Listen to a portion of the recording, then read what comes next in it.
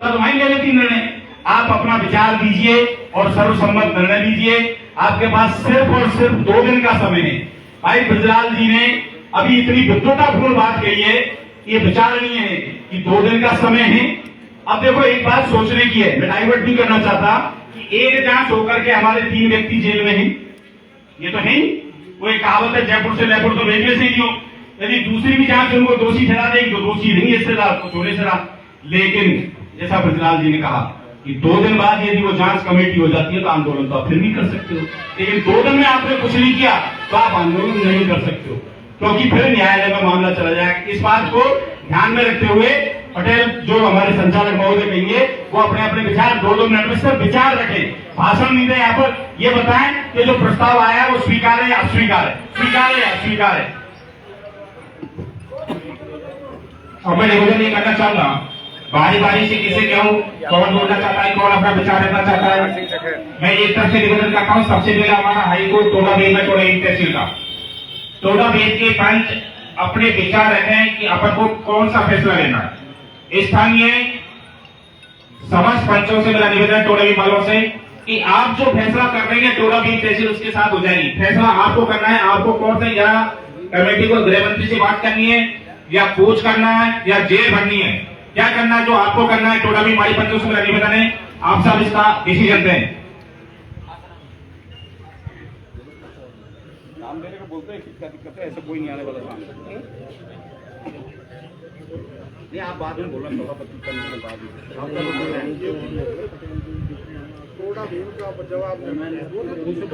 आज श्री कैलाश जी तो आज की महासभा के अध्यक्ष महोदय, तो उनका अनुमोदन तो अंत में होता है। थक गए फिर कैलाश जी के अलावा जितने भी नौजवान साथी है, आप सब विचार विमर्श कर लीजिए और विचार विमर्श करके यहाँ आपको घोषणा करनी है, क्योंकि धौलपुर हो चाहे गंगापुर हो चाहे सपोटा हो चाहे जयपुर हो चाहे अलवर हो, हर आदमी की नजर टोडाबेल पे टिकी है।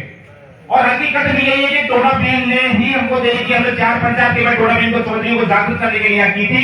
वो कहते रहे कि डॉक्टर साहब से हम बात करेंगे, रुकिए डॉक्टर साहब से बात करेंगे, एक डेढ़ महीना निकालते लेकर संघर्ष समिति अपने दूसरे रास्ते से भी काम करती रही जो यहाँ इस तक पहुंचे। मैं पुनः टोडाबेल के पंचों के इस चरण में निवेदन करूंगा, आप सब विचार विमर्श करके इसका फैसला करें, हमें सुझाव दें, मार्गदर्शन करें। तब तक वो विचार विमर्श करें टोडाबेल वाले, तब तक मैं बहुत ही तेज तर्रार जुनून जोश से भरपूर हमारे बीच में खान साहब सोएब जी खान टॉप से जो हर दिन धरना स्थल पर जयपुर में पहुंचते हैं, सुबह नहीं तो शाम को नहीं तो दोपहर को। मैंने ऐसा प्रोपकारी आदमी शायद नहीं देखा। 2 आदमियों को चेक किया मैंने धरना स्थल पर है, मान सिंह जी है, 2 बच्चे हैं बाहर, एक ये सोएब खान जी। हर समय अपना समय देते हैं, कुशल से पूछते हैं। मैं आमंत्रित करता हूँ कि आप अपनी मधुरवाणी से संबोधित करें आपकी महापंचायत के श्रोताओं को। बिस्मिल्लाहिर्रहमानिर्रहीम। ईश्वर का नाम है कि जो बड़ा मेहरबान और निहायत रहम। अल्हम्दुलिल्लाह रब्बिल आलमीन। सब तारीफ ईश्वर की है जो मालिक साहब जहां। मैं आप सबको जय जौहर कहता हूं, सलाम करता हूं कि आप लोग डिम्पल मीणा के इंसाफ के लिए यहाँ पे आए हैं और समिति को भी सलाम करता हूं कि जद्दोजहद कर रहे हैं, क्योंकि समिति समाज ही बनाता है। डिम्पल मीणा के साथ जो वाकया हुआ, जब उसका इंतकाल हो गया और पोस्टमार्टम हो रहा था, तब भी मैं वही था। जो कैफियत थी वहां पे, बड़ा अफसोस होता है कि जब हमारी बच्ची के साथ इस तरीके के वाकयात होते हैं और उस गरीब बच्ची के वालिदैन को, माँ बाप को हत्यारा बताया जाता है। फिर ये समाज अभी भी निर्णय लेने पे तुला हुआ है कि मुझे इंसाफ कैसे मिलेगा उस बच्ची की। सोचिए आप लोग, आपकी बच्ची है, प्रशासन हकीकत के अंदर हमारे साथ इंसाफ नहीं करेगा। क्यों नहीं करेगा? क्योंकि शंकर मीणा का मर्डर हुआ टोंक डोडावाड़ी के अंदर, ईद का वक्त हमें वहां पहुंच गया था। उस शंकर मीणा को पुलिस वालों ने पकड़ा था और बजरी माफियाओं को दिया था, और बजरी माफिया वालों ने इतना जबरदस्त टॉर्चर करा था, उसके गुप्तांग काटे था, उसका मर्डर करा। सर, वजह यही है कि हम इस प्रशासन पे इसलिए यकीन नहीं कर सकते। दूसरी चीज होती है, राम प्रसाद मीणा साहब जयपुर के अंदर चांदी की टकसाल आपका जेडीए का पट्टा था, और वो जेडीए गए उस वक्त के जो मिनिस्टर था महल जोशी, उसके घर पे भी गए और धुतकार दिया गया, उनके 2 बच्चे 1 बच्चा। इतने टॉर्चर हुए कि उन्होंने सुसाइड करा। मालूम है सर आपको? नहीं मालूम? वहां पे भी 5 दिन हम थे, उनका मकान बना। आप गौर करिए, आज के ही पेपर के अंदर शंभूलाल गुर्जर जो कांटों का काम करते, इस प्रशासन ने इतना टॉर्चर करा, पहले 30,000 रुपए बंदी और फिर अभी आते आते 2 करोड़ रुपए बंदी। किसके ऊपर यकीन करें? क्या यह प्रशासन हमें इंसाफ देगा? क्या देगा? क्या जिस तरीके से डिम्पल मीणा के वालिदैन, उनके मामा को हत्यारा बनाया इस प्रशासन ने, क्या हम समझ सकते हैं कि ये लोग न्यायिक जांच करेंगे अच्छी तरीके से? सोचिए आप लोग, अगर ये सरकार 2 दिन, हमारे कमेटी के लिए 2 दिन 90 दिन हो रहे हैं, और नहीं हो रहे, 2 दिन बड़ी चीज नहीं, कोई दिक्कत नहीं, केस जाएगा, जाने दो। मगर मैं आपसे दरखास्त कर रहा हूं कि हिंडौन का पूरा थाना सस्पेंड होना चाहिए सर, तो हम इसके ऊपर कारोबार करते हैं। गलत कह रहा हूं? जिसने भी थानेदार, वहां का एसपी, वो सारे के सारे सस्पेंड होना चाहिए। हम सरकार के साथ हो जाएंगे।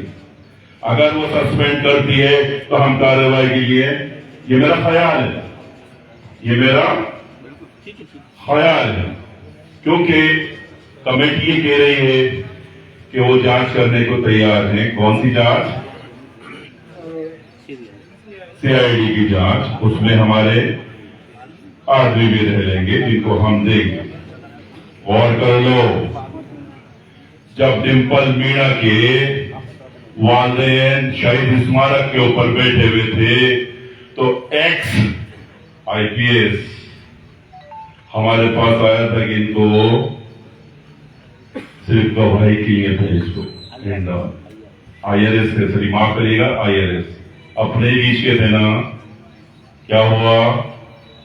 इतना टॉर्चर करा दोनों अम्मा अब्बा को, डिम्पल मीणा के और मामा को, पूछिए उनकी क्या हालत हुई और उनको अरेस्ट कर लिया। अपने बीच के है ना, अपने बीच के है ना, किस पे यकीन करें? लिहाजा बाबा साहब अम्बेडकर ने हमें संविधान दिया, हम संविधानिक तरीके से इसके खिलाफ लड़ेंगे और इंसाफ लेंगे। होता क्या है, अभी एमएलए साहब ने हमें एक ताकत दी, और ताकत ये दी कि करेड़ी के अंदर जो दंगल होगा वहां पे 1 लाख आदमी होगा और वहां पे लोग बोलेंगे। अभी हमारे बीच में जनाब क्या नाम है, राघव जी ने बोला कि हम अभी आज ही अगर टोडा भीम के थाने को खेले और हम वहां पे गिरफ्तारी शांति से कैसे दें, तो ये वाकये पे हम लोग जा सकते हैं। हमें रिजल्ट मिलेगा, चाहे से वो थाना सस्पेंड होगा हिंडौन का, या का एसपी सस्पेंड होगा, उसके बाद हम जांच के ऊपर एग्री होंगे, जो गवर्नमेंट कहना चाहिए, क्योंकि इससे पहले तो हम एग्री नहीं हो सकती, मेरा ख्याल है। दूसरी चीज, 3 महीने हो गए भाई साहब, डिम्पल मीणा के 3 भाई बहन, आज तक इस सरकार ने यह नहीं कहा कि उन बच्चों को यतीम तो कर दिया ना सर, यतीम हो गए ना वो, क्योंकि जब माँ बाप नहीं तो यतीम हुए ना। क्या करा इस सरकार ने? आवासीय विद्यालय के अंदर कोई आया कहने के लिए वहीं पे एडमिशन करा दो, क्या इंसाफ करेगी? गलत कह रहा हूं? अरे कोई आया क्या, कोई एमएलए एमपी आया क्या हमारे पास कि इन बच्चों को आवासीय विद्यालय के अंदर हम एडमिशन कराएंगे? सब पूरा फर्ज हम था। किसके लिए लड़ रहे हैं? समाज के लिए।